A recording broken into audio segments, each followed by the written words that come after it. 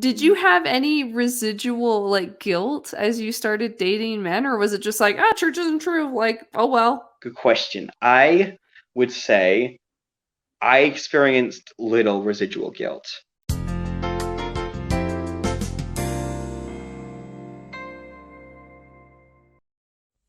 Hey guys, ex-morgan here. I just wanted to explain the clips you're about to see are taken from a full-length interview I did with my brother about him coming out as bi after leaving Mormonism. If you want to see the full-length interview, you can click the link below to join my Patreon. I couldn't post the full video here on YouTube because it was just too mature of content in this interview. But the interview was so good I couldn't help but at least post some parts of it on here for you guys. So, enjoy. Did you have any residual, like, guilt as you started dating men, or was it just like, "Ah, church isn't true," like, "Oh, well"? Good point. Good question. I would say I experienced little residual guilt That's because awesome. honestly, like I already lived my life. When I was in the church, I never felt like the church was an end all be all per se, I guess. Like I kind of knew, especially with mom and pops, like always doing their own thing, that like in a certain way, spirituality is kind of up to the individual. And the idea that like people could be made gay, but then like are forced to just be celibate their whole lives because of that just didn't seem right anyways. I see, I, I I see. always said for that reason, I don't think it ever really clicked in me that gay was as wrong as like it may have as for other people. Though it Right, definitely was right. weird.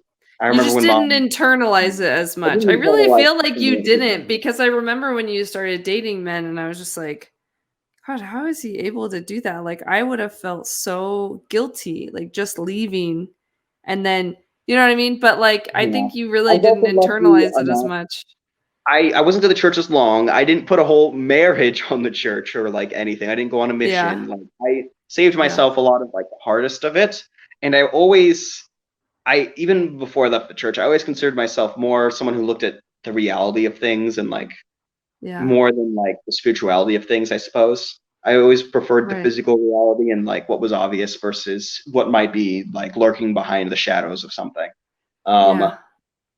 so yeah, I never did internalize it as much as other people. There were definitely moments, like small moments that like there were like it was just like, oh no, what if? But then like they were gone as fast as they came because it was like I don't in no reality that I can imagine can the church be true. So I don't see how it would be wrong and like well, and it was such a positive thing to me, like to be able to love who I wanted to love, to be able to like actually explore myself. I made mistakes, yes. I've dated people I should not have, but it was a learning Right. thing. But, I Thanks mean, to the fact that straight people do that too, right? oh, It's yeah, just, everyone does yeah. that. Wow. Hunter, Yeah. I feel like whenever I talk to you about, like, faith crisis stuff and ex-Mormon stuff, I'm just like, our brains are just so different. So I find it so interesting because, like, Mhm. I feel like you did have your deconstruction period, but I swear, like, when you decided the church wasn't true, you just threw everything out with I it. Like, did. you're just like, and I feel like I was just tortured with guilt for like a lot longer. And I don't I was exactly know why, but I I'm think just like I so might be able happy to for test you. this a little bit. I think I can attest this a little bit. I was the middle child of the second wave.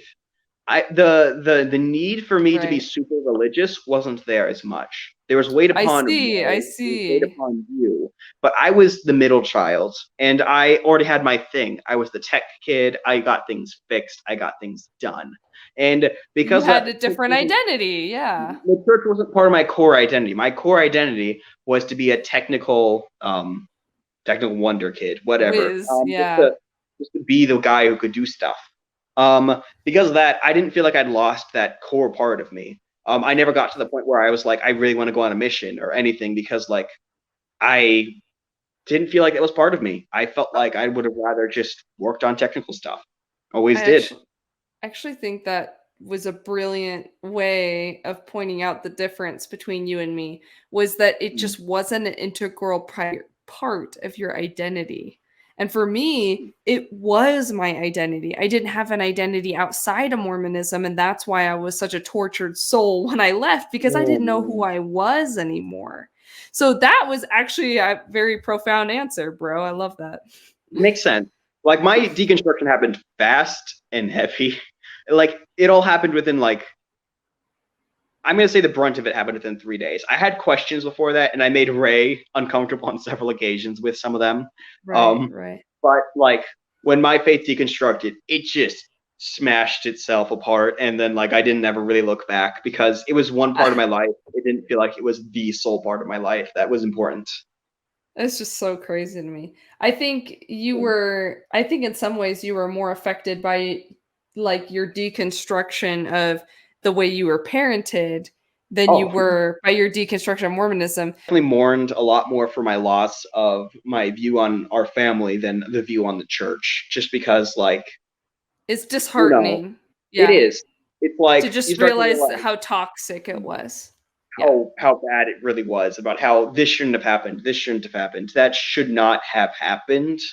And then And all the resentment came, right? then like especially once you get to that age when you realize that, for the longest time, even as a teen, like everyone goes through that rebellious phase. I Right. didn't, not until I was 18, and my rebellious Right. phase was probably lighter than many other people's when it comes to stuff, because my passions, my wishes were always to be the perfect child. It was to always have straight A's, to be the Right, perfect right. and to be the person that. So for me, deconstructing that did mean that I was left with questions. Like I was left with questions at that point, like who am I? Like why am I here? Is it just like it wasn't? But it wasn't as much about church. It was about family yet again. Like my Yeah. place in the family was the tech guy, but this family was broken. So then who am I the tech guy of? What am I achieving with this? Why do I still, is that still my thing? Is that and it is. Wow. It is still, I would say that was the closest, most direct way that I had to like figure out, because when everything else falls, it's weird. It is. It just is. That's so interesting. Well, I think it's a vital part of growing up is having that moment where you're like, who am I? And who am I without these people and without these relationships? Because I'm someone underneath my relationships, underneath my job, underneath my title. And like, who is that person? And it's really important to discover that. And I think discovering in your early 20s is much better than what a lot of people Yeah. experience, which is maybe never discovering it.